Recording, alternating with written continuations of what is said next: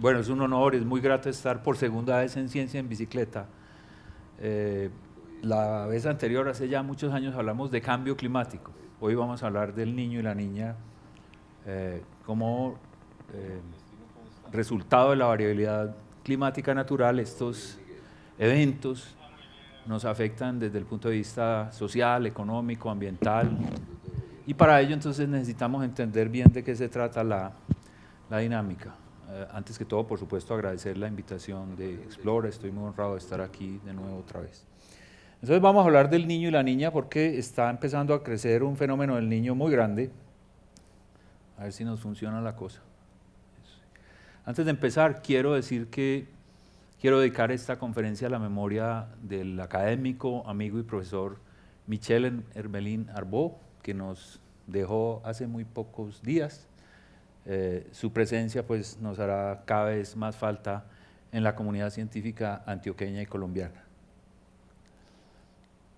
Para empezar, entonces, un concepto fundamental que vamos a trabajar es que el clima de la Tierra varía en forma natural y a eso le llamamos variabilidad climática, y también el clima de la Tierra está variando por el ser humano y a eso le llamamos cambio climático. En la conferencia mía hoy nos vamos a referir al tema de la variabilidad climática natural. Es decir, lo que vamos a hablar, el niño y la niña son resultado de eventos que ocurren por el carácter de variabilidad natural que tiene el planeta Tierra. Uno de los ejemplos de la variabilidad natural es, por ejemplo, la traslación de la Tierra alrededor del Sol produce variabilidad natural. En las latitudes extratropicales produce las estaciones, digamos, como las conocemos en su secuencia de primavera, verano, otoño, invierno. Y en las latitudes tropicales, esa traslación de la Tierra alrededor del Sol produce las épocas de más o de menos lluvias, principalmente debido a la oscilación de lo que se llama la zona de convergencia intertropical. La zona de convergencia intertropical es una zona, digamos, de nubosidad preferente que se da como resultado de la convergencia de los vientos alisios superficiales que vienen soplando en el hemisferio norte del noreste y en el hemisferio sur del sureste, y se encuentran o convergen en esa zona, de tal manera que cuando dos corrientes de viento convergen, no tienen otro camino sino que ascender a la atmósfera. Y como esos vientos en general vienen cargados de humedad porque vienen soplando por los océanos y arrastran mucha humedad, entonces cuando esas masas de viento convergen, ascienden a la atmósfera, esos vientos se enfrían, esa humedad se condensa y da lugar a la formación de las nubes, como lo vemos aquí en esta imagen de satélite sobre el hemisferio occidental. Fíjense que Colombia está en un cruce de caminos muy interesante entre el Caribe, el Océano Pacífico, la cuenca amazónica. Algún climatólogo importante alguna vez dijo que Colombia era una isla entre tres océanos, y los tres océanos son esos: el Atlántico o el Caribe, el Pacífico y la cuenca amazónica, que en términos más que poéticos es un océano verde. Inclusive la microfísica de las nubes amazónicas, la lluvia amazónica es mucho más parecida a las lluvias oceánicas que a las lluvias continentales. De manera que Colombia es un país altamente lluvioso, entre otras cosas, porque queda en la zona de convergencia intertropical, donde convergen los vientos alisios que forman las nubes, dando lugar a altas tasas de lluvia sobre la región nuestra. La oscilación de la zona de convergencia intertropical la podemos ver en esta animación. A ver, para explicarles qué es lo que estamos viendo allí. Estamos viendo cada 10 días, durante un año completo, las zonas de más lluvia alrededor del continente americano. En particular, fijémonos en las zonas de color azules y violetas. Esas son las zonas en donde está lloviendo generalmente, asociado a la oscilación meridional, o sea, de sur a norte, o más bien de sureste a noroeste, y de noroeste a sureste, que oscila persiguiendo la posición aparente del Sol. Por la traslación de la Tierra alrededor del Sol, entonces el Sol tiene una posición aparente con respecto a cualquier sitio de la Tierra, en donde lo vemos más al sur en unas épocas del año y más al norte en otras épocas del año. Está más al norte en julio-agosto en el verano del hemisferio norte, y está más al sur en enero-febrero en el verano del hemisferio sur. Y la zona de convergencia intertropical va persiguiendo la posición más aparente del Sol. Entonces fíjense, por ejemplo, que las zonas más lluviosas en la Amazonia son en enero, y las zonas más lluviosas o las épocas más lluviosas en Centroamérica son en julio y agosto. Y así sucesivamente oscila la zona de convergencia intertropical alrededor del trópico americano para causar las temporadas de más o de menos lluvias. En el centro de Colombia, esas temporadas son, aquí vemos un diagrama de lo que se llama el ciclo anual promedio, es decir, el promedio de enero, el promedio de febrero hasta el promedio de diciembre, de la lluvia que cae en muchas estaciones de la zona cafetera de Colombia. Y escogí la zona cafetera porque, digamos, representa bien la situación hidroclimatológica del centro de Colombia. ¿Y qué vemos allí? Entonces vemos que el ciclo anual de las lluvias en esta parte de Colombia tiene dos máximos, uno en marzo, abril y mayo, y otro en septiembre, octubre y noviembre, y dos mínimos, uno en diciembre, enero, febrero, y el otro en junio, julio, agosto. Entonces, esa bimodalidad en las dos temporadas de lluvia y en las dos temporadas más secas se puede explicar por la oscilación de la zona de convergencia intertropical, más otros fenómenos concomitantes que no vamos a profundizar en ellos porque no lo vamos a necesitar, digamos, para la construcción de lo que vamos a seguir comentando. También son ejemplos de la variabilidad climática natural el ciclo anual de las temperaturas del mar de todos los océanos del mundo. Vemos allí, por ejemplo, cómo están distribuidas las temperaturas. Aquí las vemos en los colores, está la temperatura de la superficie del mar en promedio, esto es en el mes de julio. Los colores más rojos están asociados a temperaturas de 28, 29 y hasta 30 grados centígrados. Esto se llama la piscina caliente del continente marítimo. Allí es donde están las temperaturas más altas del agua oceánica en el mundo. Por eso es que esas islas del Pacífico Occidental son tan atractivas para el turismo, porque la temperatura del agua del mar es 30 grados centígrados. Eso es como si estuviera uno nadando en un jacuzzi. Entonces, por eso tiene tanto auge la industria turística de lo que se llama el continente marítimo, es decir, de todas estas islas del sudeste asiático, de la Indonesia y del norte de Australia. Ahora, al frente de las costas de Sudamérica está la lengua fría peruana ecuatoriana, fíjense, esto es como una lengua, en donde el agua está más o menos a 22 grados centígrados. En particular están hacia el occidente del continente suramericano y hacia el occidente del continente africano están esas dos lenguas frías. Ahora, este contraste de temperaturas entre el Pacífico Oriental muy frío y el Pacífico Occidental muy caliente es uno de los mecanismos que intervienen en la dinámica del niño y la niña, como lo vamos a ver más adelante. Entonces, como hay un ciclo anual, entonces hay una variabilidad en los distintos meses del año de esas temperaturas superficiales del mar. Vemos, por ejemplo, en abril, aquí está para abril y para octubre, digamos dos extremos del ciclo anual, cómo son de distintas las temperaturas. Fíjense que los colores aquí están asociados con la misma barra de colores, entonces vemos unas temperaturas distribuidas de manera distinta, de acuerdo a la temporada del año en que estemos interesados en examinar esa variabilidad. El hecho es que este ciclo anual, es decir, las variaciones naturales que se dan como resultado de la traslación de la Tierra alrededor del Sol, en este caso con respecto a las temperaturas superficiales del mar, tiene mucho que ver con la dinámica del niño y la niña. Ahorita más adelante especificamos bien por qué. Bien. Ahora, otro ejemplo entonces de los fenómenos que hacen parte de la variabilidad climática natural del clima de la Tierra son el fenómeno del niño, el fenómeno de la niña.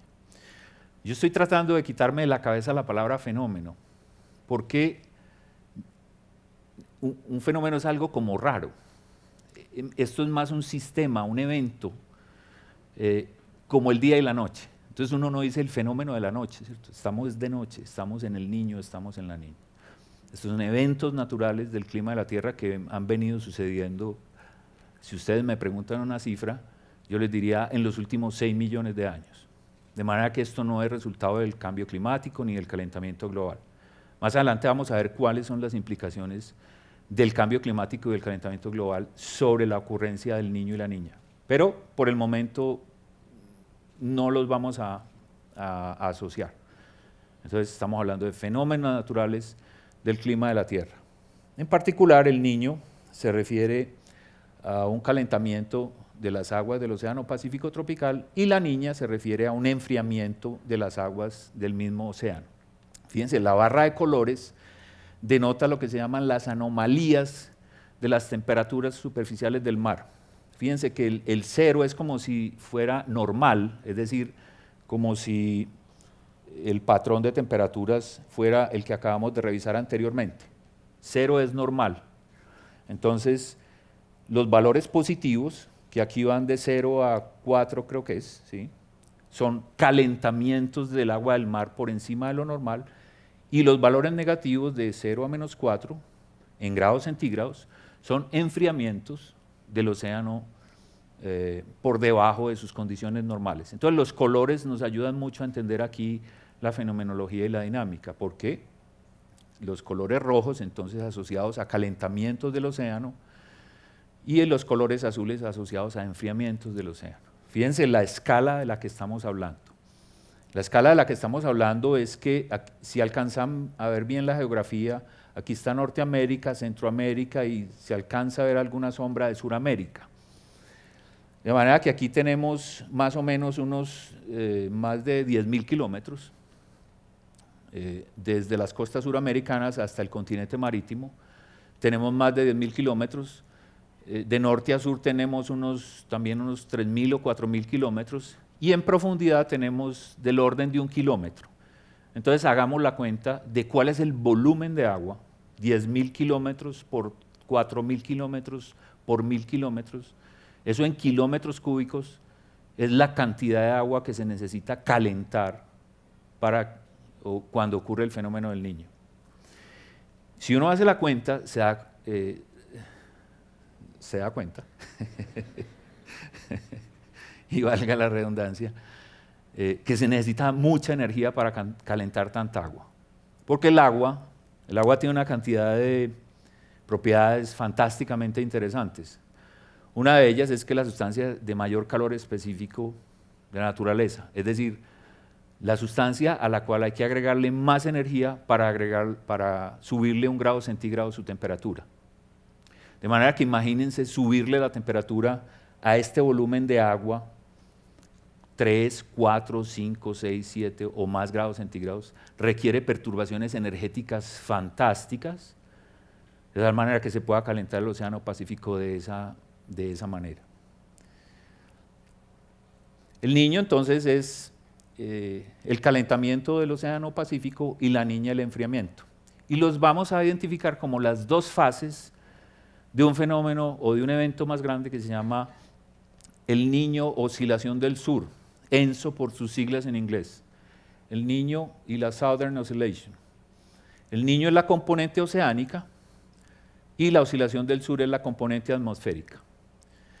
Entonces, el niño y la niña se dan como resultado del acoplamiento, como cualquier niño y cualquier niña, se dan como resultado del acoplamiento entre el océano y la atmósfera sobre el Pacífico tropical. Por eso le puse el título a mi charla, Los hijos de los trópicos, porque realmente el niño y la niña nacen de ese acoplamiento no lineal entre lo que sucede en la atmósfera y lo que sucede en el océano. El niño es más frecuente que la niña, entre otras cosas. El niño tiene una recurrencia promedia más o menos de 3 años, el calentamiento del Pacífico tiene una recurrencia entre 3 y 4 años. No es periódico perfecto, es lo que se llama cuasi periódico. Si el último niño fuerte ocurrió en el 2009 y hoy estamos en el 2015, o sea, ya han pasado 6 años sin un niño muy fuerte, entonces ya es hora de que ocurra, porque si uno examina la variabilidad, digamos, de los últimos 100 años, uno se dará cuenta que el niño ha ocurrido más o menos 100 veces, entonces tiene una recurrencia promedio entre 3 y 4 años. Ahora, la niña, que es el enfriamiento del Océano Pacífico, tiene una recurrencia menos frecuente. La recurrencia promedio de la niña es más o menos entre 6 y 8 años. Eso quiere decir que no necesariamente después de un fenómeno del niño sigue a continuación un fenómeno de la niña. No, eso no necesariamente es así. Entonces, el niño es el calentamiento del mar, la niña es el enfriamiento del mar. Ahora, no es que el Pacífico esté en un lado en niño y en otro lado en la niña, no. El Pacífico está completamente en el niño, en la niña o en estado normal, que podría ser también el caso. Lo que se llama la oscilación del sur es un balancín de las presiones atmosféricas sobre el Pacífico tropical. Ahorita más adelante hablamos sobre la oscilación del sur. Ténganmela ahí en remojo un momentico. Bueno, entonces, como el niño y la niña ocurren cada cierta cantidad de años, 3, 4 años, 5, 6 años, entonces por eso se dice que estos dos eventos controlan el clima de la Tierra a la escala de tiempo interanual, es decir, de varios años. Entonces, el niño y la niña son el mecanismo más importante de modulación del clima de la Tierra a la escala de tiempo interanual. Es decir, a la escala de tiempo anual ya vimos que era la traslación de la Tierra alrededor del Sol quien controla esa variabilidad. La variabilidad interanual entonces es controlada, modulada de manera fundamental por el niño y la niña. Otra de las características es que duran alrededor entre 12 y 16 meses, aunque todos los niños son distintos. ¿Sí o no? Y todas las niñas son distintas. Y eso pasa literalmente con estos fenómenos. Hay unos que duran más, otros duran menos, unos tienen más amplitud, otros tienen menos amplitud. Entonces, hay niños y niñas de todos los sabores, por así decirlo. Otra de las características es que abarca 2 años calendario. ¿En qué sentido? El niño y la niña, cuando van a empezar, siempre han empezado en la primavera del hemisferio norte, es decir, en la época de marzo, abril y mayo. Si no empiezan en esa época, es muy raro que ya empiece. Sería muy raro que empezase un niño, digamos, en septiembre o en octubre. Eso nunca ha ocurrido. Entonces, el niño y la niña empiezan a desarrollarse en marzo, abril y mayo. Y tienen su máximo desarrollo hacia la época de diciembre, enero, febrero. Entonces, por eso es que ocupan, digamos, un año de iniciación, a partir de marzo, abril y mayo, y un año de culminación.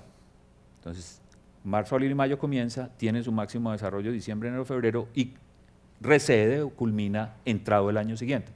Por eso siempre hay que hablar del año, el niño 82-83 o 97-98, porque siempre hay un año de comienzo y un año de finalización.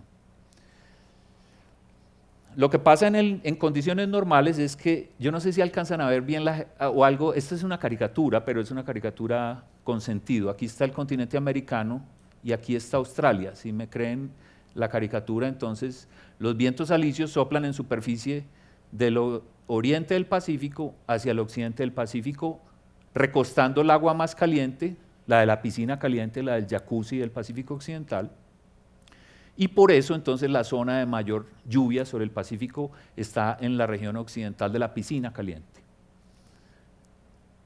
Aquí los vientos en la alta atmósfera se reversan y vienen de la Oceanía o del continente marítimo hacia Sudamérica y vuelven a descender sobre el continente suramericano en la llamada celda de Walker. Walker es el señor que descubrió ese mecanismo de circulación sobre el Océano Pacífico. Y la termoclina, digamos, la región que separa las aguas más cálidas de las aguas más frías oceánicas, tiene un desnivel en el continente marítimo, tiene una profundidad más o menos de 250 metros, y en Sudamérica tiene una profundidad de 50 metros. O sea, es muy pandita en Sudamérica. Ahora, cuando ocurre el Niño, entonces, ¿qué pasa? Lo vemos aquí. La termoclina se profundiza porque las aguas más calientes, que estaban recostadas en el occidente de la piscina, se meten a todo el Océano Pacífico Central y Oriental. Los vientos alisios ya no están soplando de Sudamérica hacia Oceanía, sino al revés, de Oceanía hacia Sudamérica.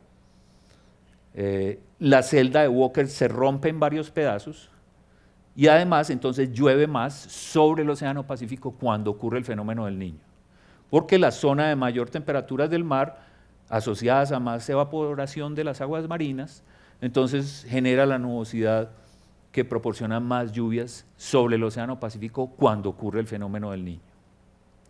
Entonces, estos, digamos, los rasgos más robustos de lo que pasa en situaciones del Niño. En la niña ocurren, en general, las situaciones opuestas a las del Niño.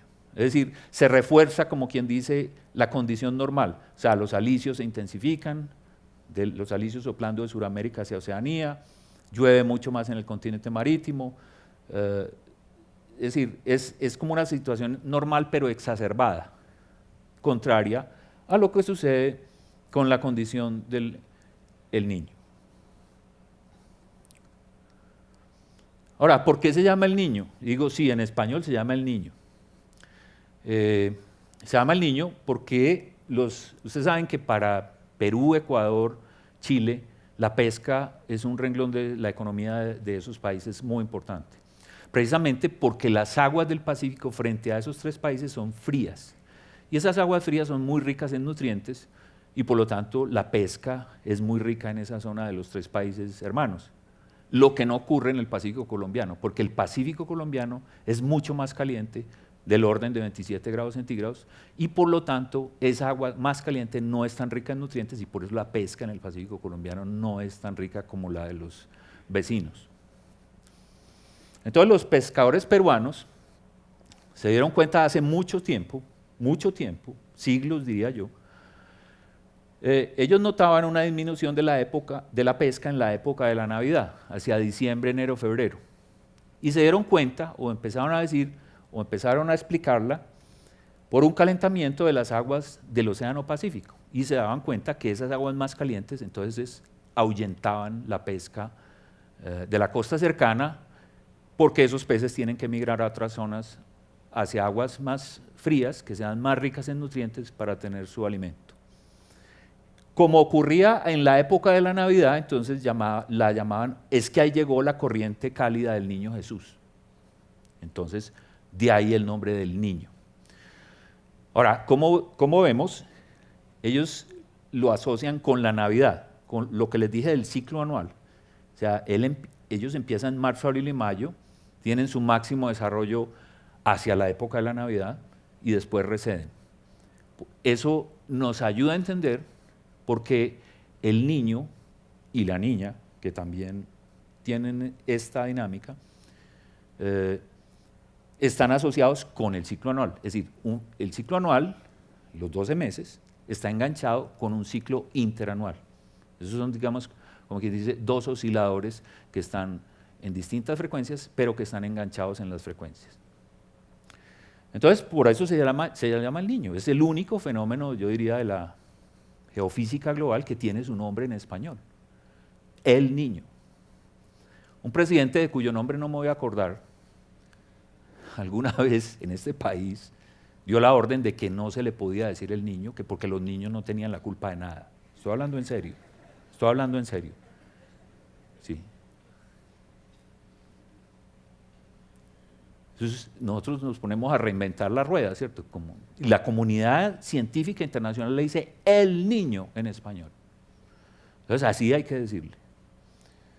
Fenómeno del Niño. Ahora, ya el Niño se conoce no solo como el calentamiento de la Navidad, sino aquel que abarca mucho más, zonas mucho más grandes del Pacífico, entonces ya se le llama evento del Niño. El que no es solamente restringido a la costa cercana, sino a esa longitud de 10.000 kilómetros de la que estamos hablando. Aquí está, por ejemplo, lo que pasó con las temperaturas superficiales del mar en el Niño de 1998 y en la Niña de 1989. Fíjense, los colores rojos asociados a más temperatura y los azules a menos temperatura. Aquí, en términos de las temperaturas de la superficie del mar, fíjense cómo se enfría fuertemente. Aquí están los colores más fríos, más azules, más fríos, y en el Niño más rojos, más calientes. Y en las dos transparencias de abajo están lo que se llaman las anomalías, es decir, qué tan anormal estuvo el océano por encima o por debajo de sus condiciones normales. Entonces, fíjense lo que pasó en el Niño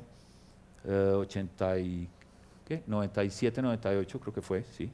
Mire el calentamiento de 3 grados centígrados en toda esta zona, que les digo que pueden ser 10.000 kilómetros. Y lo que pasó en la Niña del 88-89 quiere decir negativos, valores negativos, quiere decir anomalías por debajo de lo normal, es decir, enfriamientos de las aguas del mar por debajo de sus condiciones normales. Vamos a ver si nos funciona la animación. Estos son los dos eventos, el Niño, más fuertes que ocurrieron en el siglo XX. 1982-83 y 1997-98. Fíjense cómo evolucionaron de distinto. Entonces, de nuevo, los rojos, colores rojos son calentamientos por encima de lo normal y los colores azules, enfriamientos. No me acuerdo si esta se cierra y vuelve a empezar, creo que sí. O sea, fíjense que los dos eventos, el Niño más fuerte, evolucionaron distinto. Por eso les digo, todos los niños son distintos, tienen una fenomenología y una dinámica distinta. Ahí están los meses consecutivos de los 2 años en que duró o en los cuales se desarrolló cada uno de esos dos eventos el Niño. Esto es ya para 4 niños, uno del 82, este del 91-92, algunos de ustedes de pronto estaban ya en este planeta, entonces les tocó el racionamiento de Gaviria asociado al evento del Niño 91-92. Aquí están otros más recientes, como les digo, estos son los dos más fuertes, este es el del 97-98, que comenzó con un niño muy fuerte y a continuación lo siguió una niña muy fuerte también. Si ven, este termina en colores azules, es decir, el comienzo del fenómeno de la niña que siguió al evento del Niño 97-98.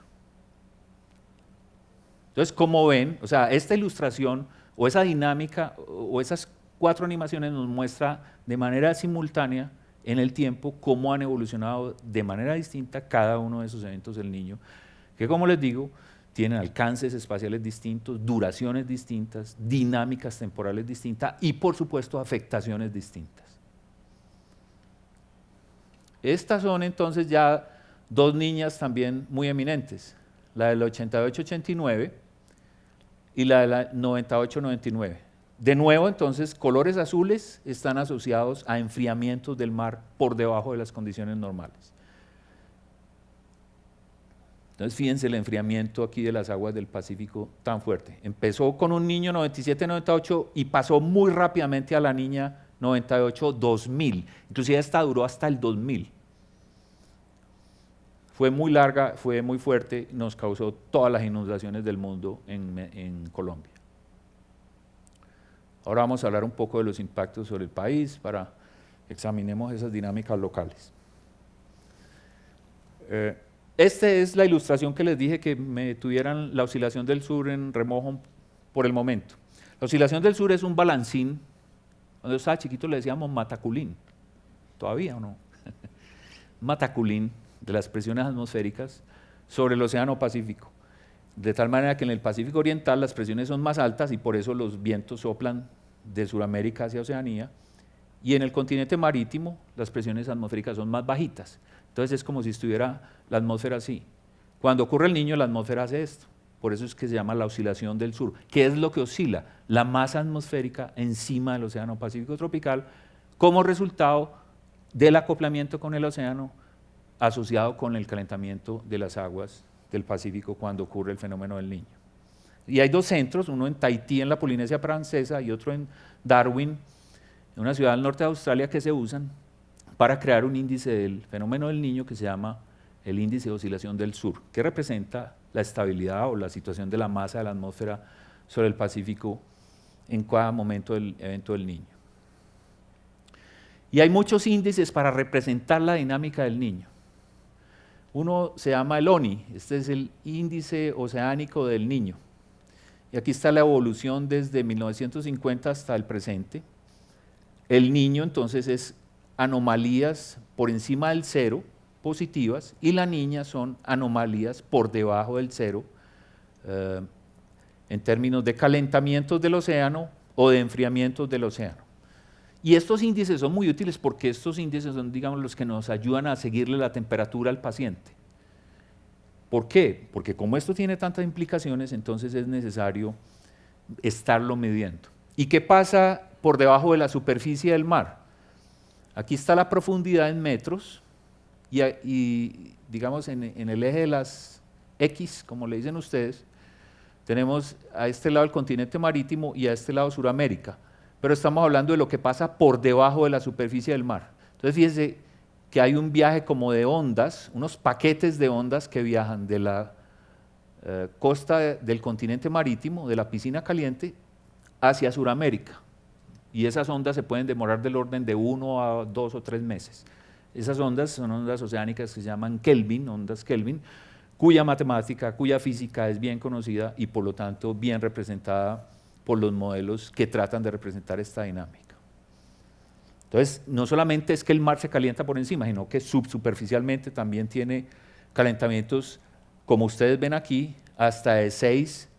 Ha habido eventos en niños en que el océano por debajo se calienta hasta 9 grados centígrados. Y como les dije, algo de lo especial que hay en esto es que es muy difícil calentar agua y mucho más difícil calentar 9 grados centígrados el agua. Entonces, las perturbaciones son tan inmensas en términos de todos los patrones de la circulación atmosférica y oceánica que hasta la duración del día se altera. Es decir, cuando ocurre el fenómeno del Niño, por razones de conservación así se llama en física, conservación del momento angular de rotación del planeta entero, el día se vuelve un poquito más largo. Entonces, hasta en eso tiene influencia el fenómeno del Niño. Y aquí vemos otra mirada de cómo oscila el océano. Aquí está Suramérica, o sea, esto es en profundidad, debajo de la superficie del mar. A este lado está Suramérica y a este otro lado está el continente marítimo.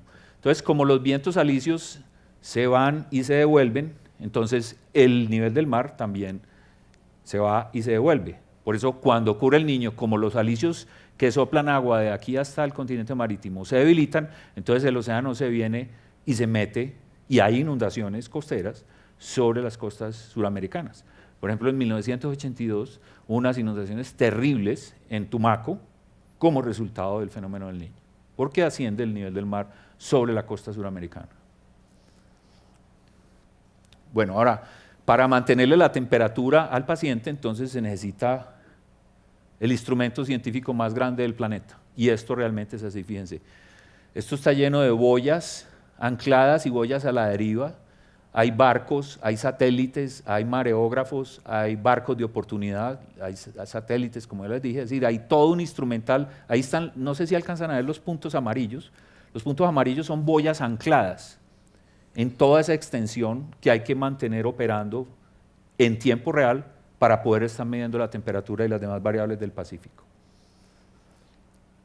Esta es una de esas boyas sobre el Océano Pacífico. Muchas de ellas se dañan, muchas de ellas se las roban. Esto tiene instrumentos de medición de la atmósfera y también del océano para estar monitoreando, como decimos, toda la temperatura y todas las variables asociadas al paciente. El Niño entonces ocasiona cambios en las lluvias del planeta, en particular en los cinturones tropicales y subtropicales.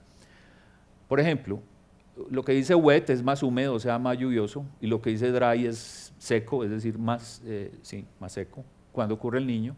Esto es en diciembre, febrero, y esto es en junio, agosto. Entonces, como ustedes ven, hay anomalías de excesos de lluvia en algunas partes o déficit de lluvia en otras partes cuando ocurre el niño, y lo mismo para la niña. Nosotros estamos en la región de déficit de lluvias cuando ocurre el fenómeno del niño. Y para la niña es más o menos el opuesto.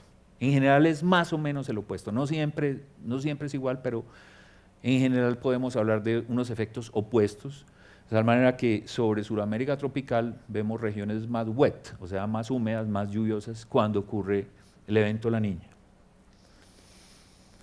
Este es un mapa elaborado por la Universidad de Columbia, donde evalúa las probabilidades de sequía en el trimestre enero, febrero, marzo, durante el Niño.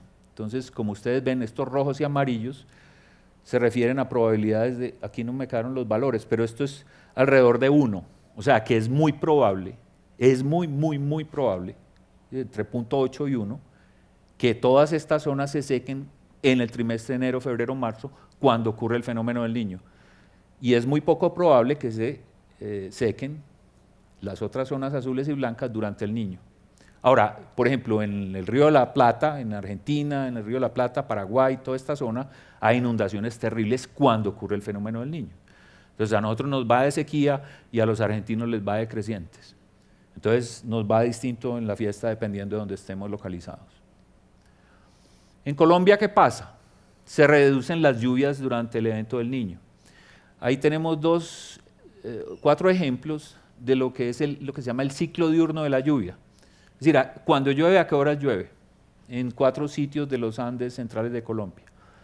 Y ahí están los datos, digamos, de 7 de la mañana a 7 de la mañana, es decir, ahí está el periodo de 24 horas, y a qué horas ocurre y cuánto en promedio la lluvia en esos sitios. Por ejemplo, aquí, ¿qué dice qué? El bizcocho, eso aquí en Antioquia. Entonces llueve generalmente es de madrugada o a medianoche. Ahora, con la niña, son las azules, fíjese que en todas las estaciones llueve más durante la niña, y con el niño son las líneas rojas. Entonces, como vemos, el ciclo diurno se comporta de manera igual en el niño y la niña, pero la amplitud sí varía. Hay más lluvias durante la niña, hay menos lluvias durante el niño. Eso lo vemos para todas estas estaciones de Colombia, todas. Fíjense que las rayas azules son más altas que las rayas rojas, por así decirlo. ¿Qué quiere decir eso? En todo Colombia llueve más en el ciclo diurno, o sea, durante las distintas horas del día, cuando ocurre la niña, y llueve mucho menos durante las mismas horas del día cuando ocurre el fenómeno del niño. Los caudales de los ríos entonces responden de manera similar. Como disminuyen las lluvias, entonces en el niño disminuyen los caudales de los ríos. Esta es una transparencia un poco cargada de información, pero a ver, interpretémoslo.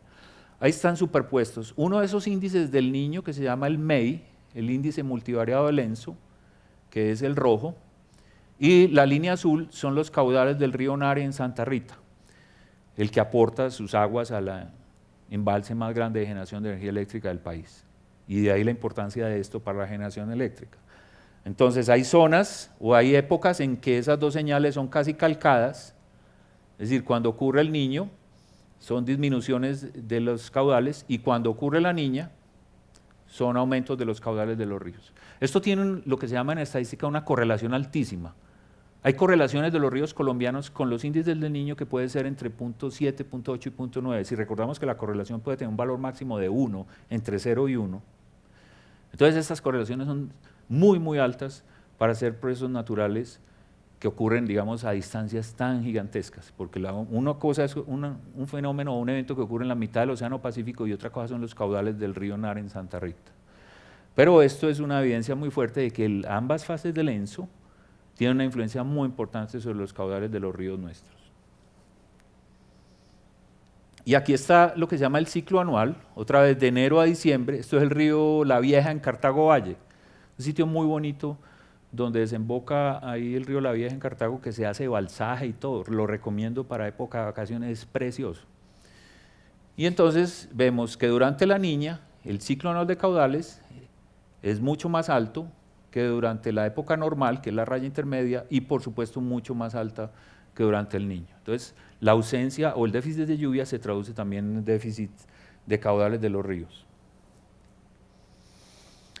Esta es una transparencia que requiere más elaboración y más análisis. La traigo a colación para mostrar, digamos, superpuestos. Entonces, en ese plato de espaguetis no traten de entender nada.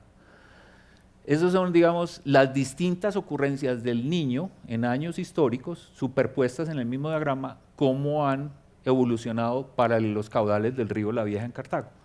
Entonces, digamos, la enseñanza de esta transparencia es la que les decía ahora. Todos los niños son distintos y además la influencia del niño siempre es distinta sobre los distintos ríos de Colombia. Porque además del niño hay otros jugadores de la dinámica climática global que se asocian o que se acoplan con el niño para producir la influencia sobre los caudales de los ríos locales. La actividad de las plantas también se altera. Esto es lo que se llama el NDVI, que es un índice que captan los satélites desde el espacio que refleja la actividad de la vegetación. Entonces esto es anomalías negativas en porcentaje, las amarillas y las rojas son déficit y las azules son excesos. Entonces, ¿qué pasa en junio, julio, agosto del año del comienzo? Disminuye muy fuertemente la actividad de las plantas a escala continental. Fíjense que esto tiene una escala continental, o sea, esto tiene un alcance muy grande. Entonces, decrece la actividad de las plantas durante el Niño, no solamente pues desde junio, julio, agosto, septiembre, octubre, noviembre, la zona o la época de diciembre, enero, febrero, que es cuando más el Niño se intensifica, no necesariamente es la que más impacta a las plantas. La actividad de las plantas es más impactada, según estos cálculos, el trimestre anterior, en septiembre, octubre y noviembre. Entonces ahí hay también evidencias interesantes del acoplamiento que tiene la vegetación con el clima para regular la hidroclimatología continental. Bueno, entonces hay impactos del Niño en Colombia, ya vimos en productividad agrícola, el café es impactado, inclusive el café es muy interesante porque el café, y muy preocupante porque todos sabemos la importancia que tiene el café en la economía del país. Y el café es impactado tanto por el niño como por la niña. Porque con el niño, con la sequía y con muchas horas de sol muy fuerte, entonces el grano crece revejidito, como muy pequeñito, no se desarrolla bien. En cambio, con la niña, los aguaceros intensos le tumban la floración al café. Entonces, yo he conocido campesinos cafeteros en el suroeste antioqueño que se le quejan a uno por el niño y por la niña, y tienen toda la razón. Energía eléctrica, ya dijimos, Colombia, su 75% más o menos de su generación de electricidad depende del agua, entonces eso tiene una influencia en la generación de electricidad. Ahora que se está formando un niño, un fenómeno del niño, entonces nada raro que hacia la época de diciembre, enero, febrero nos empiecen a meter esa cosita verde que nos meten por debajo de la puerta de la casa cada mes, que se llama la cuenta de los servicios, y que venga más cara. Porque como va a haber menos agua en los embalses, entonces la tarifa de la generación de energía nos va a subir, con muy alta probabilidad. La salud humana es impactada, el niño ocasiona epidemias de malaria, dengue, leishmaniasis y hasta una enfermedad que estoy empezando a investigar que se llama leptospirosis.